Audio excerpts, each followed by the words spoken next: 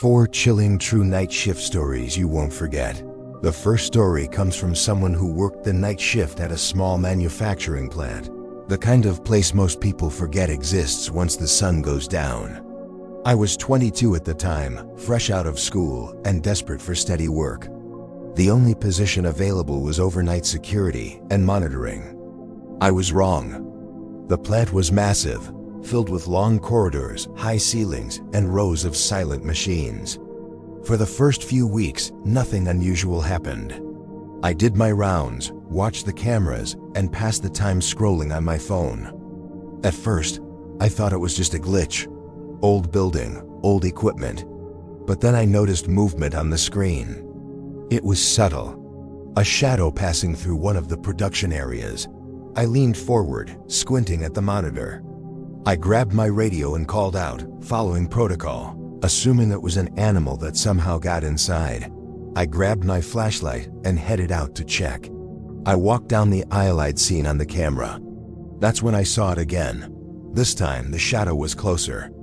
I watched the monitor, frozen, as the shadow slowly reappeared, this time directly facing the camera. It didn't have clear features. Just a dark, human-shaped outline standing perfectly still. I didn't do another round that night. I locked myself in the control room and watched the cameras until morning. I quit 2 weeks later, after seeing the same shadow 3 more times, always after midnight, always standing just long enough to be noticed. The second story was sent in by someone who worked nights at a 24-hour convenience store, the kind located on a nearly empty highway. I worked the graveyard shift from midnight to 8 a.m. Most nights were slow. A trucker here, a tired commuter there. Around 2:30 a.m. one night, a man walked in. He walked slowly, almost carefully, like he was counting each step. I greeted him. He didn't respond. I asked if I could help him find something. Still nothing. He just stood there staring. After an uncomfortable moment, he turned and walked out without buying anything.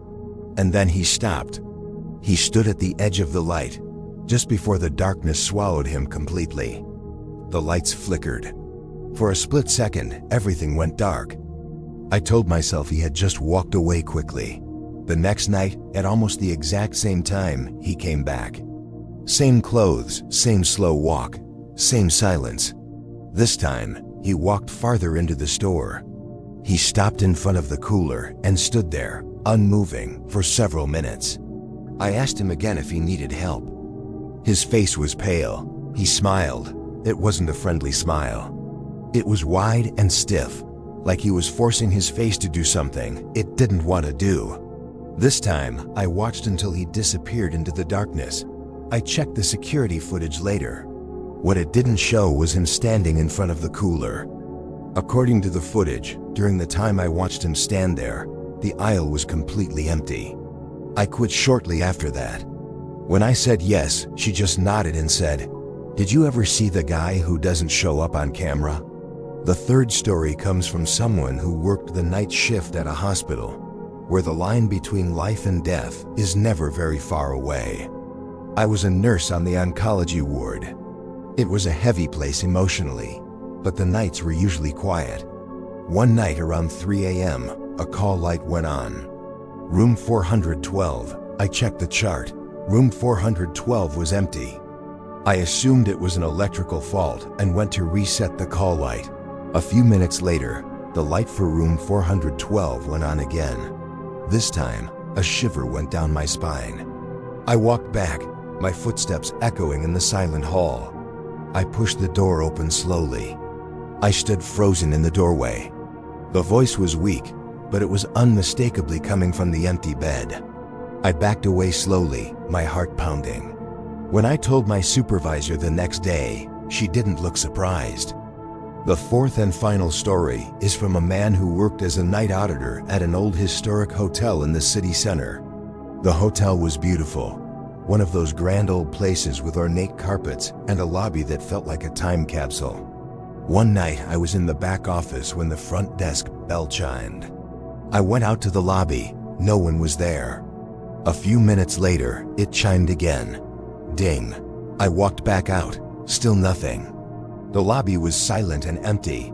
Then I heard footsteps on the grand staircase. Slow, deliberate steps coming down from the second floor. I stared at the empty space where a person should have been. I didn't say a word. I just stood there paralyzed. Then, the sound of footsteps started again, walking away from the desk and toward the main doors. And then silence. I looked at the security monitor. The camera aimed at the lobby showed me standing alone at the desk the entire time. I was a night nurse in a long-term care wing. Most of the patients were elderly, many of them sleeping through most of the night. The halls were dim, quiet, and peaceful in a way that only hospitals at night can be. There was one room everyone avoided when possible. The patient inside had passed away weeks earlier, but the room was kept empty due to maintenance delays. For some reason, the call light from that room would occasionally turn on by itself. We joked about it at first. Faulty wiring, old building. One night, around 3 a.m., I was doing rounds when I noticed the light was on again. Protocol required us to check, even if the room was empty. I opened the door and stepped inside. The room was colder than the others. The bed was neatly made, untouched. I walked over to the wall and turned off the call light. As I did, I heard a sound behind me. Breathing, slow, shallow breathing, coming from the area near the bed. I froze, my hand still on the switch. I turned around slowly. The room was empty. The breathing stopped the moment I looked. I stood there for a few seconds, my heart pounding, before convincing myself it was my imagination. I left the room and closed the door. As I walked back down the hall, the call light turned back on. I didn't go back in. I reported it to the charge nurse, who came with me to check. When we entered the room together, everything was normal. No breathing, no strange feeling. But as we were leaving, she stopped suddenly. "Did you hear that?" she asked. I nodded. We both stood there, listening as the sound of breathing filled the room again. This time, it was louder. We left immediately and called maintenance. They found nothing wrong with the wiring. After that night, the call light never turned on again. The room stayed empty until I transferred to a different department.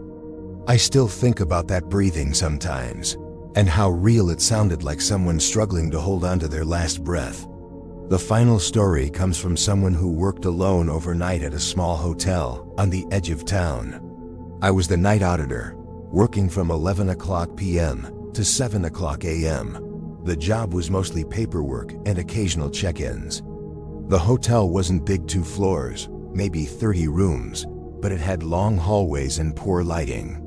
One night, around 2 a.m., I got a call from one of the rooms on the second floor. The guest said someone was knocking on their door, but when they opened it, no one was there. I apologized and told them I'd check the cameras. The camera showed the hallway outside their room. It was empty. I assumed it was kids or another guest playing a prank, though we were nearly sold out with business travelers. I made a note of it and went back to my desk. 10 minutes later, the phone rang again. Same room. They said the knocking was back. Louder this time, more aggressive. I pulled up the camera feed again. Still nothing. I decided to go upstairs and check myself. I took the stairs, my footsteps echoing in the empty stairwell. The hallway on the second floor was silent when I arrived. I walked to the room and knocked gently, announcing myself. The guest opened the door, clearly shaken. They said the knocking had stopped as soon as I stepped into the hallway. I checked the doors nearby. All closed. No one else was in the hall. As I turned to leave, I heard it. A knock. It came from the door directly across the hall. 3 sharp knocks, loud enough to echo. I stared at the door. The guest stared at me. I walked over and knocked, announcing hotel staff. No answer. I used my master key to open the door. The room was empty. No luggage, no personal items. No sign anyone had been staying there. According to the system, the room was vacant. Behind me, I heard footsteps. Slow footsteps moving down the hall away from us. I turned just in time to see nothing but the empty corridor. The guest asked what that was. I didn't have an answer. I comped their room and moved them to the first floor. The rest of the night was quiet, but I didn't go back upstairs unless I absolutely had to. When my shift ended, I checked the logs. There had been similar complaints about knocking in that hallway going back years. Always late at night. Always with no one on camera. I quit not long after that. To this day, I don't know who or what was knocking on those doors. But whatever it was, it seemed to know exactly when people were alone, tired, and least prepared to deal with it. And that's what makes night shift stories like these so chilling. When the world is asleep and you're left alone with the dark, some things feel far too comfortable making themselves known.